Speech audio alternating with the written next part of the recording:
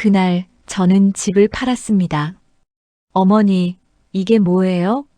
일주일 만에 해외여행에서 돌아온 며느리 은지의 목소리가 전화 너머로 터져 나왔습니다. 저는 서울 외곽, 새로 구한 집 베란다에 앉아 봄바람을 맞으며 전화를 받았습니다. 어머니, 우리 집이 왜 텅 비었어요? 등기 이전 통지서가 뭐예요? 아들 준호가 떨리는 목소리로 외쳤습니다. 저는 창밖을 바라보며 조용히 대답했습니다. 집 팔았어. 뭐라고요? 내 집. 내가 30년 식당 일해서 산 집. 팔았어. 어머니, 저희는 어떻게 하라고요? 순자는 핸드폰을 든 손을 내려다봤습니다. 손은 떨리지 않았습니다. 알아서 해. 그동안 나한테 한 것처럼. 통화 종료 버튼을 눌렀습니다. 가슴이 시원했습니다. 어쩌다 이렇게 됐을까요? 32년 전 28배 새색시였습니다. 순자야, 내가 부족하지만 행복하게 잘 살자. 남편 철수 씨가 제 손을 꼭 잡았습니다. 시장에서 채소 장사를 하는 그의 손은 거칠었지만 따뜻했습니다. 송금 사이사이 배어든 흙냄새가 좋았습니다. 관악구 반지하 새방. 곰팡이 냄새 나는 좁은 공간이었지만 우리는 행복했습니다. 1년 후 준호가 태어났습니다. 빨갛게 울어대는 작은 생명을 품에 안았을 때 세상을 다 가진 기분이었습니다. 우리 준호는 엄마 닮아서 잘생겼어. 철수 씨는 아들을 보며 연신 웃었습니다. 그런데 준호가 8살 되던 해 겨울이었습니다. 철수 씨가 갑자기 쓰러졌습니다. 시장에서 채소 상자를 나르다가 그대로 주저앉았습니다. 순자야, 미안해. 나 많이 아파. 병원에서 말기 간암 진단을 받았습니다. 시간이 얼마 없다고 했습니다. 철수 씨는 하루가 다르게 야위었습니다. 12월 어느 추운 밤 철수 씨는 제 손을 꼭 잡고 마지막 말을 남겼습니다. 우리 준호, 잘 키워줘서 고마워. 그리고 눈을 감았습니다. 병원 영안실, 차가운 형광등 아래 하얀 천으로 덮인 남편. 저는 주먹으로 입을 틀어막고 소리 없이 울었습니다. 복도 모서리에 웅크린 채 온몸이 떨렸습니다. 8살 준호가 제 옷자락을 잡아당겼습니다. 엄마, 아빠 언제 깨어나? 어떻게 말해야 할까요? 이 어린 아이한테 어떻게 말해야 할까요? 그날부터 지옥이 시작됐습니다. 장례를 치르고 나니 통장은 마이너스였습니다. 전세 보증금마저 빚 갚는 데 써야 했습니다. 다음 날 신논현역 뒤 미성분식에 갔습니다. 설거지하고 서빙할 수 있어요? 사장님 아주머니가 물었습니다. 할 수 있습니다. 하루 12시간인데요. 괜찮습니다. 아침 10시부터 밤 10시까지. 튀김기에서 튄 기름이 팔뚝을 지졌습니다. 지글지글 소리와 함께 피부가 빨갛게 부풀었습니다. 하지만 참았습니다. 설거지통에 손을 담그면 비누 거품 사이로 손이 까졌습니다. 칼에 베인 상처, 뜨거운 물에 댄 자국, 기름때에 검게 변한 손톱. 점심시간 1시간에 손님 50명. 여기 짜장 2, 짬뽕 하나 추가요. 빨리 좀 갖다 줘요. 뛰고 닦고 나르고 설거지하고. 저녁이면 발이 퉁퉁 부었습니다. 양말을 벗으면 발목에 자국이 깊게 패였습니다. 집에 가면 준호가 기다렸습니다. 엄마, 배고파. 라면을 끓였습니다. 계란 하나, 파 조금. 맛있다, 엄마. 준호가 후루룩 소리내며 먹는 모습을 보면 가슴이 먹먹했습니다. 철수 씨, 우리 아들 밥은 꼭 먹이고 있어요. 5년이 흘렀습니다. 순자 씨, 강남에 집 하나 사. 지금 안 사면 평생 못 사. 사장님 말에 저는 은행에 갔습니다. 대출을 최대한 받았습니다. 역삼동 재건축 예정 단지. 가장 낡고 작은 25평 아파트. 엄마, 우리 집 생겼어? 그래, 이제 우리 집이야. 준호가 새집 거실을 뛰어다녔습니다. 하지만 대출 이자가 한 달에 80만 원이었습니다. 저는 편의점 야간 알바를 추가했습니다. 하루 4시간 자고 나머지는 일했습니다. 그렇게 또 10년이 흘렀습니다. 엄마, 나 대학 붙었어. 서울대. 장학금도. 준호가 합격증을 들고 뛰어왔습니다. 저는 그 자리에서 주저앉아 울었습니다. 철수 씨, 우리 아들 해냈어요. 또 4년 후. 엄마, 대기업 취직했어. 준호가 첫 월급으로 100만 원을 줬습니다. 엄마, 이제 편하게 살아. 내가 다 책임질게. 그날 저는 처음으로 식당 일을 그만뒀습니다. 54살. 30년을 일했습니다. 손에는 굳은 살이 박혔습니다. 무릎은 계단만 올라도 욱신거렸습니다. 허리는 구부정해졌습니다. 하지만 강남에 아파트가 있었습니다. 재건축이 되며 집값은 7억이 됐습니다. 아파트 열쇠를 손에 쥐고 바라봤습니다. 30년의 무게가 느껴졌습니다. 이제 준호 결혼하면 이 집 물려주고 저는 작은 데로 가면 되겠어. 하지만 이 생각이 제 착각이었다는 것을 곧 알게 됩니다. 준호가 29의 여자친구를 데려왔습니다. 엄마, 내 여자친구 은지야. 은지는 예뻤습니다. 하얀 피부, 긴 생머리, 명품 가방. 어머니, 처음 뵙겠습니다. 공손한 인사였습니다. 하지만 그녀의 눈빛이 우리 집을 훑어볼 때 무언가 계산하는 듯 했습니다. 어머니, 여기 역삼동 재건축 단지죠? 응, 곧 들어간대. 와, 집값 많이 올랐겠네요. 은지의 눈이 반짝였습니다. 결혼을 한 달 앞두고 준호가 난감한 얼굴로 말했습니다. 엄마, 전세금이 5억이 넘어. 우리 지금 2억밖에 없어서. 미안한데 1, 2년만 같이 살면 안 될까? 딱 1년만. 좁은데. 순자는 잠시 창밖을 바라봤습니다. 그래도 아들인데. 그래, 들어와. 고마워, 엄마. 1년만, 정말 1년만. 결혼식은 강남 호텔이었습니다. 은지 아버지는 회계사였습니다. 하객들은 말끔한 정장을 입었습니다. 저는 재래시장에서 산 8만 원짜리 한복을 입었습니다. 신랑 어머님 고생 많으셨어요. 누군가 말했지만 그 뒤에 혼자 키우시느라라는 동정이 묻어 있었습니다.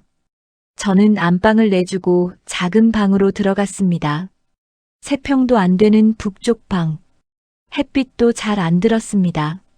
내 집인데 왜 내가. 며칠 후부터 변화가 시작됐습니다.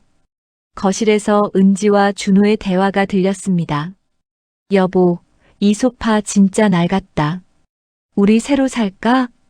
엄마가 오래 쓴 건데. 우리가 산다고 하면 좋아하실 거야. 나흘 후 제가 30년 앉았던 소파가 쓰레기장에 버려졌습니다. 새 소파가 들어왔습니다. 어머니, 편하시죠? 응.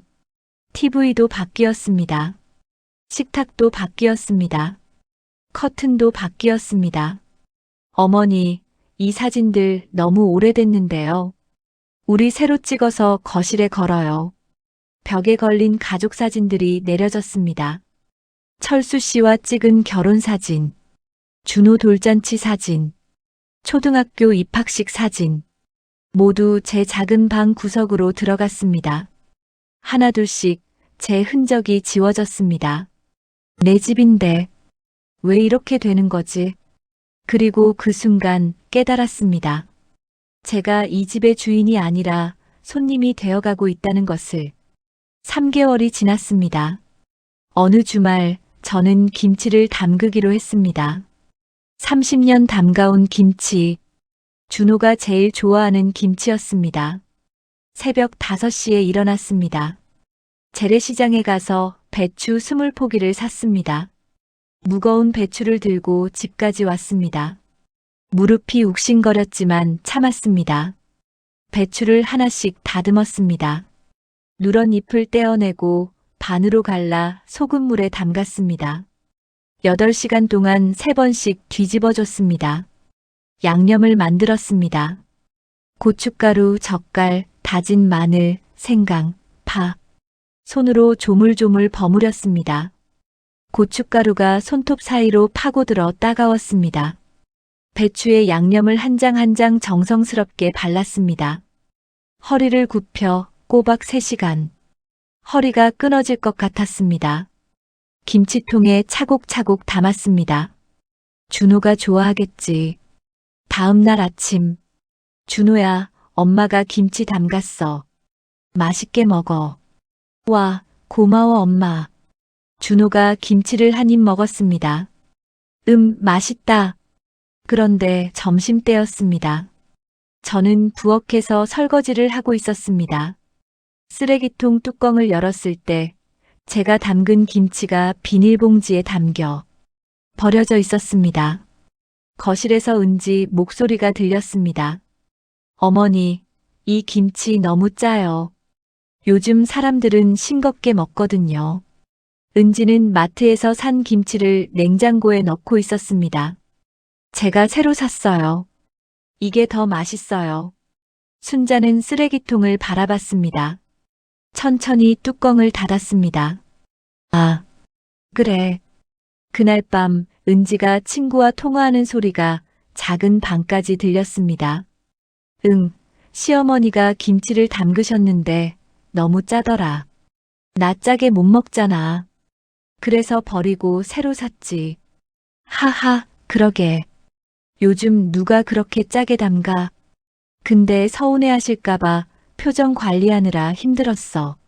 순자는 방문 틈으로 주먹을 꽉 쥐었습니다. 손이 떨렸습니다. 그 후로 상황은 더 나빠졌습니다. 어머니, 설거지는 제가 할게요. 어머니는 쉬세요. 은지가 친절하게 말했습니다. 하지만 전화기 너머로 친구에게 하는 말은 달랐습니다. 시어머니가 설거지하면 깨끗하게 안 돼. 기름때가 그대로야. 어머니, 청소는 제가 할게요. 요즘 방식이 다르거든요. 저는 청소도 못하게 됐습니다. 어머니, 빨래는 제가 할게요. 세탁기가 복잡해서요. 저는 빨래도 못하게 됐습니다. 제 집인데 저는 아무것도 할 수 없었습니다. 거실에서 은지가 또 친구와 통화했습니다. 시어머니랑 같이 사는데 진짜 힘들어. 아무것도 안 하셔. 내가 다 해야 돼. 좀 짜증나. 순자는 작은 방에 앉아 창밖을 바라봤습니다. 어느 날 은지 부모님이 저녁을 먹으러 오셨습니다. 고급 정장을 입은 은지 어머니, 명품 가방을 든 은지 아버지, 배달 초밥과 스테이크를 시켰습니다. 준호가 정말 효자네요. 어머님 모시고 살고. 은지 어머니가 말했습니다. 에이 뭐려. 당연한 거죠. 은지가 겸손한 척했습니다. 저는 식탁 구석에 앉아 초밥을 먹었습니다. 어머님은 요즘 뭐 하세요? 그냥 집에서 쉬고 있어요. 아, 그러시구나. 요즘 어르신들은 복지관도 다니시고 취미 생활도 하시던데. 저는 59이었습니다. 식사 내내 대화는 그들 사이에서만 오갔습니다. 은지야, 이번 달 실적은 어째? 좋아요, 아빠. 준호는? 저도 이번에 승진 대상자예요. 오, 대단하네. 저는 그저 조용히 밥을 먹었습니다. 투명인간처럼. 그날 밤 방문 틈으로 대화가 들렸습니다. 당신 어머니랑 사는 거 진짜 힘들어. 매일 신경 쓰여 죽겠어. 미안해. 조금만 참아줘. 조금만이 언제까지야? 솔직히 이 집도 나중에 우리 거잖아. 왜 우리가 불편하게 살아야 해? 순자는 침대 모서리에 앉았습니다. 이 집도 나중에 우리 것이라고. 창밖을 바라봤습니다. 다리가 본격적으로 아파진 건 그 무렵이었습니다. 30년 서서 일한 대가였습니다. 아침에 일어나면 무릎이 뻣뻣했습니다. 계단을 오를 때마다 무릎 안쪽에서 뭔가 삐걱거리는 소리가 났습니다. 저녁이면 종아리가 퉁퉁 부었습니다. 어머니, 다리 괜찮으세요? 은지가 물었지만 눈은 핸드폰만 보고 있었습니다. 괜찮아. 거짓말이었습니다. 어느 월요일 아침이었습니다. 일어나려는데 다리가 움직이지 않았습니다. 무릎에 누가 송곳을 박는 것 같았습니다. 안방문을 두드렸습니다. 준호야? 은지야? 대답이 없었습니다. 준호는 이미 출근했고 은지는 아침 요가 수업에 간 모양이었습니다. 1시간쯤 지나서 겨우 핸드폰을 집어들고 119에 전화했습니다. 여보세요. 다리를 못 움직이겠어요. 목소리가 떨렸습니다. 응급실이었습니다. 냉랭한 형광등 불빛, 소독약 냄새, 옆 침대에서 신음하는 환자들. 저는 혼자 누워 천장을 바라봤습니다. 보호자분 계세요?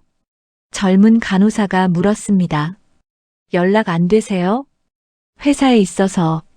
간호사가 안타까운 얼굴로 저를 봤습니다. MRI 검사 결과였습니다. 무릎 연골이 거의 다 닳았습니다. 인공관절 수술이 필요합니다.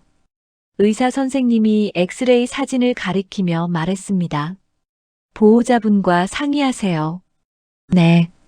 떨리는 손으로 준호에게 전화했습니다. 여보세요? 준호야, 엄마야. 나 지금 병원에 있어. 수술해야 한대. 엄마, 지금 중요한 프레젠테이션 준비 중이라 나중에 전화할게. 준호야. 끊을게, 엄마. 뚝. 전화가 끊겼습니다. 은지에게도 전화했습니다. 어머니, 저 지금 친구들이랑 브런치 약속이 있어서요. 병원은 나중에 갈게요. 음식 다 시켜놨는데 취소하면 아깝잖아요. 그래. 결국 저는 혼자였습니다. 수술 동의서에 혼자 서명했습니다. 수술비 300만 원을 혼자 냈습니다. 제 적금을 깼습니다. 수술 날이었습니다. 수술실 앞 복도. 다른 환자들은 가족들에게 둘러싸여 있었습니다. 엄마, 괜찮을 거야. 금방 끝나. 딸이 손을 꼭 잡아주고 있었습니다. 아빠, 무서워하지 마. 우리 여기 있을게. 아들이 어깨를 토닥이고 있었습니다. 저는 혼자 벤치에 앉아 있었습니다. 수술복을 입고 혼자. 302호 환자분 들어오세요. 간호사가 불렀습니다. 저는 혼자 일어나 수술실로 들어갔습니다. 수술대 위였습니다. 차가운 금속, 차가운 소독약, 차가운 공기. 할머니, 마취 들어갑니다. 따뜻한 것은 아무것도 없었습니다. 의식이 흐릿해지면서 마지막으로 든 생각이었습니다. 이렇게 혼자 죽을 수도 있겠구나. 수술은 성공했습니다. 하지만 이번 일주일 동안 병문안은 한 번도 없었습니다. 준호는 출장이 길어졌습니다. 은지는 감기 걸려서 못 간다고 문자를 보냈습니다. 병실 창밖으로 봄꽃이 피었습니다. 환자들은 가족들과 봄꽃 구경을 갔습니다. 저는 혼자 병실에 누워 천장만 바라봤습니다. 퇴원하는 날이었습니다. 할머니, 보호자 없으세요? 목발 짚고 혼자 가시면 위험한데. 간호사가 걱정스럽게 물었습니다. 괜찮아요. 혼자 갈 수 있어요. 택시라도 불러드릴까요? 제가 부를게요. 괜찮아요. 억지로 웃었습니다. 택시를 타고 집에 왔습니다. 목발을 짚고 비틀비틀 계단을 올랐습니다. 엘리베이터가 고장나서 3층까지 걸어 올라가야 했습니다. 숨이 찼습니다. 무릎이 아팠습니다. 현관문을 열고 들어갔습니다. 집은 깨끗했습니다. 텅 비어 있었습니다. 부엌 식탁 위에 포스트잇이 붙어 있었습니다. 어머니, 회사 워크숍 갔어요. 주말에 올게요. 냉장고에 반찬 있어요. 은지. 냉장고를 열었습니다. 김밥 한 줄이 있었습니다. 편의점 김밥이었습니다.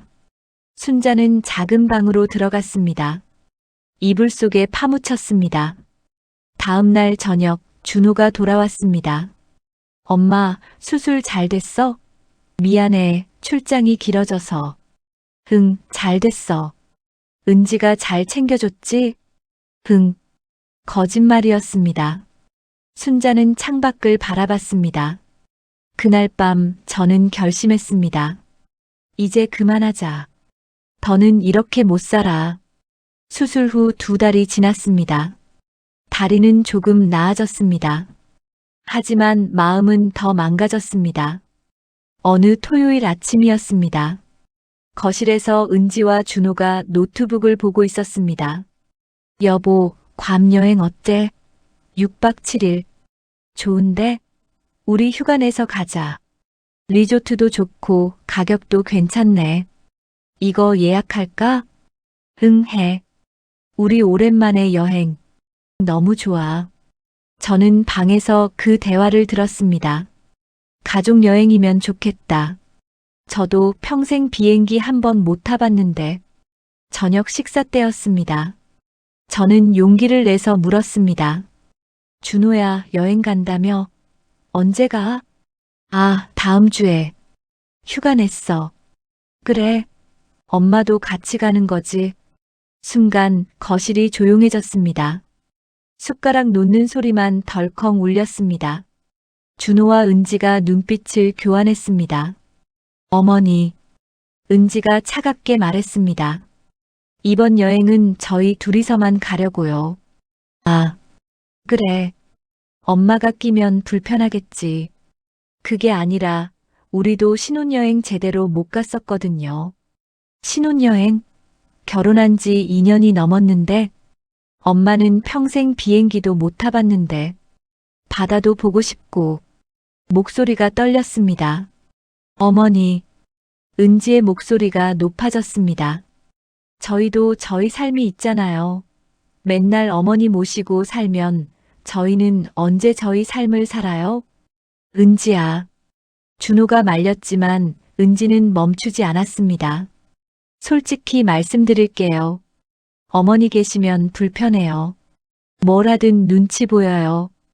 이번 여행만큼은 저희 둘이서 가고 싶어요. 순자는 숟가락을 천천히 내려놓았습니다. 그래.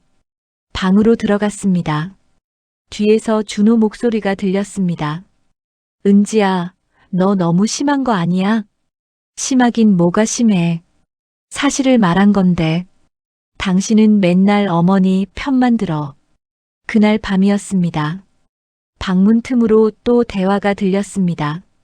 다행이다. 어머니 안 모시고 가니까. 그래도 엄마한테 미안하네. 미안하긴 뭐가 미안해. 우리도 우리 삶이 있지. 2년 동안 우리가 모신 것만으로도 감사해야지. 그래도, 에휴, 당신은 너무 착해. 나중에 이 집 우리 주실 거잖아. 그 정도 효도는 해드려야지. 순자는 침대 모서리에 앉았습니다. 30년 된 아파트 열쇠를 손에 쥐었습니다. 당연히 너희 것이라고 생각하는 거야? 열쇠를 꼭 쥐었습니다. 손바닥에 열쇠의 날카로운 모서리가 파고들었습니다. 여행 출발 전날 밤이었습니다. 어머니, 저희 일주일 다녀올게요. 냉장고에 반찬 넣어뒀으니까 드세요. 은지는 씩씩하게 여행 가방을 쌌습니다. 큰 캐리어 2개. 명품 브랜드 로고가 반짝였습니다. 혹시 불편한 거 있으면 전화하세요. 안 받을 수도 있지만. 웃으며 말했습니다. 응. 조심히 다녀와. 다음 날 아침이었습니다. 엄마, 잘 있어. 준호가 짧게 인사했습니다. 응, 잘 다녀와. 현관문이 닫혔습니다. 덜컹. 텅 빈 집이었습니다. 저만 남았습니다. 거실 창문으로 햇살이 쏟아져 들어왔습니다. 따뜻한 햇살이었지만 제 마음은 얼어붙었습니다. 저는 거실을 천천히 둘러봤습니다. 제가 산 소파는 버려졌습니다. 제가 걸어둔 사진들은 내려졌습니다. 제가 30년을 일해서 산 이 집에 이제 제 흔적은 아무것도 없었습니다. 나는 여기서 사는 게 아니구나. 그냥 죽고 나면 집을 물려줄 사람이구나. 순자는 손을 펴서 바라봤습니다. 30년 된 아파트 열쇠. 그 순간 모든 게 무너졌습니다. 하지만 이번엔 슬픔이 아니었습니다. 분노였습니다. 순자는 핸드폰을 집어들었습니다. 그리고 부동산에 전화했습니다. 여보세요. 집 좀 팔려고 하는데요. 역삼동이시죠? 몇 평이세요? 25평이요. 재건축 예정 단지. 아, 거기요? 지금 시세가 7억 정도 됩니다. 금방 팔릴 거예요. 최대한 빨리 팔고 싶어요. 일주일 안에 가능한가요? 일주일요? 가능은 한데.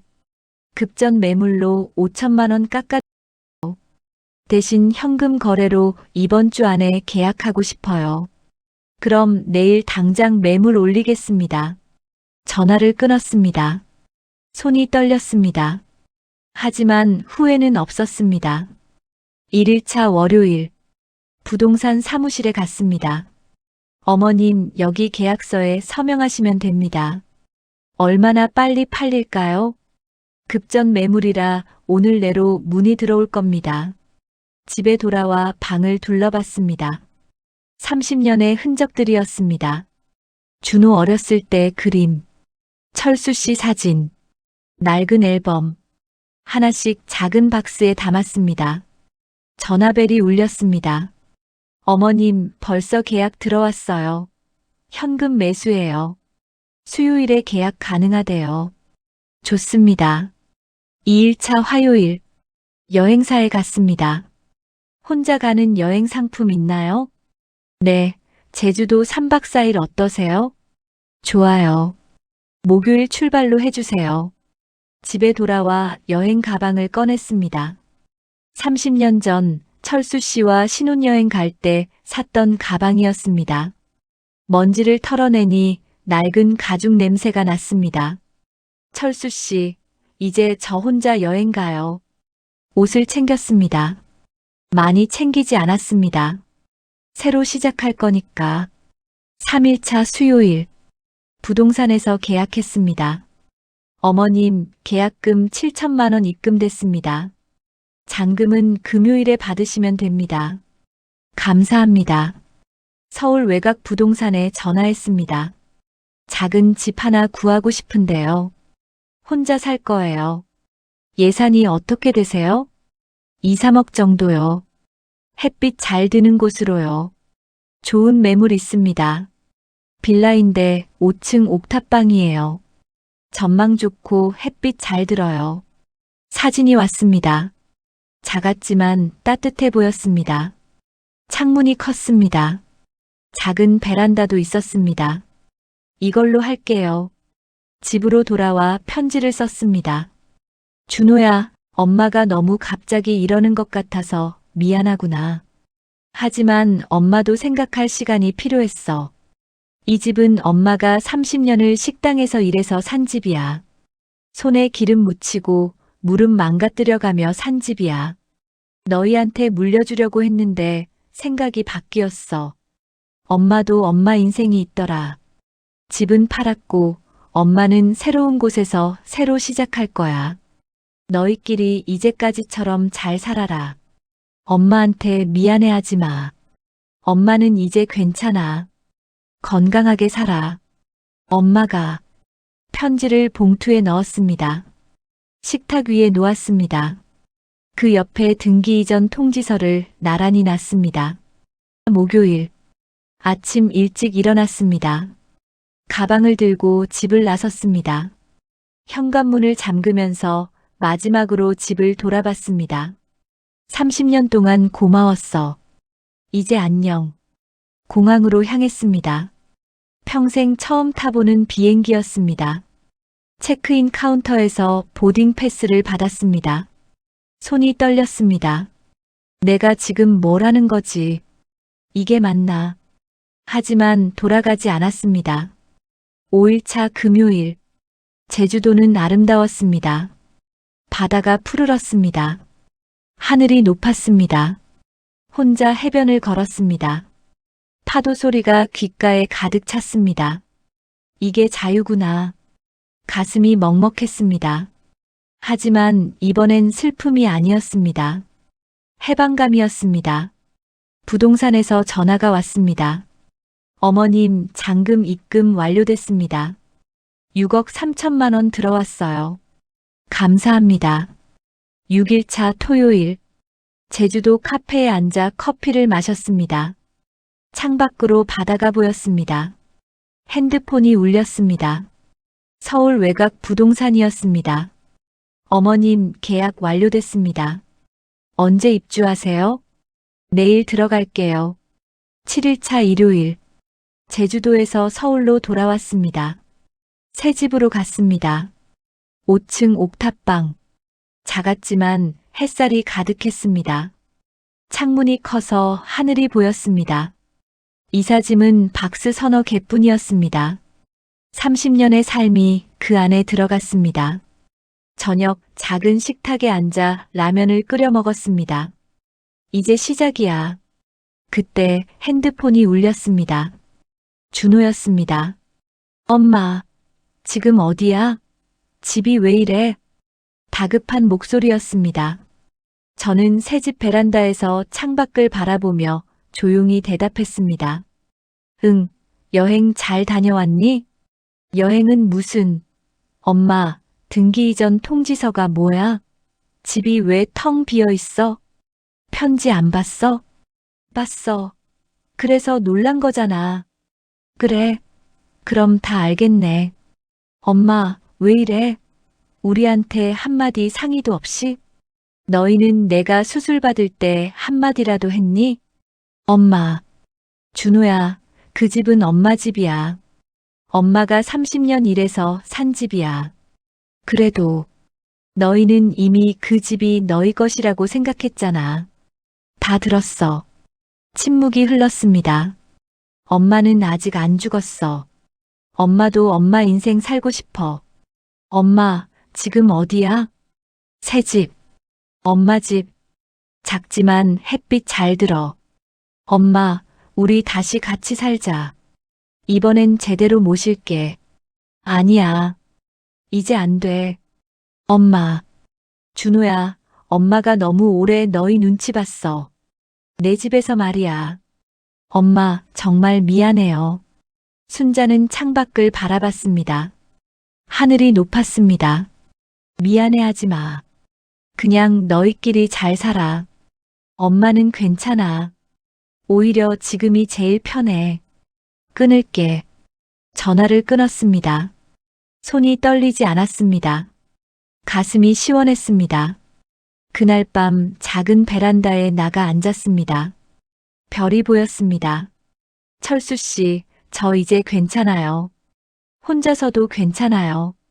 3개월이 흘렀습니다. 동네 복지관에 다니기 시작했습니다. 친구도 생겼습니다. 노래교실도 다녔습니다. 순자 씨, 목소리 참 좋으시네요. 준호는 가끔 전화했습니다. 엄마, 주말에 갈게. 오지 마. 엄마 바빠. 더 이상 아무것도 받고 싶지 않았습니다. 어느 봄날이었습니다. 꽃집에서 프리지아를 샀습니다. 집에 돌아와 화병에 꽂았습니다. 방 안이 환해졌습니다. 창밖을 바라봤습니다. 혼자서도 괜찮았습니다. 아니, 혼자라서 더 괜찮았습니다. 평생을 누군가를 위해 살았습니다. 이제는 저를 위해 살 차례였습니다. 늦었지만 늦지 않았습니다. 59의 봄. 저는 처음으로 제 삶을 시작했습니다. 오늘의 이야기는 새로운 출발을 시작하는 순자 씨의 사연이었습니다. 순자 씨에게 하고 싶은 말씀이 있으시면 여러분의 생각을 댓글로 편하게 나눠주세요. 시청해주셔서 감사합니다.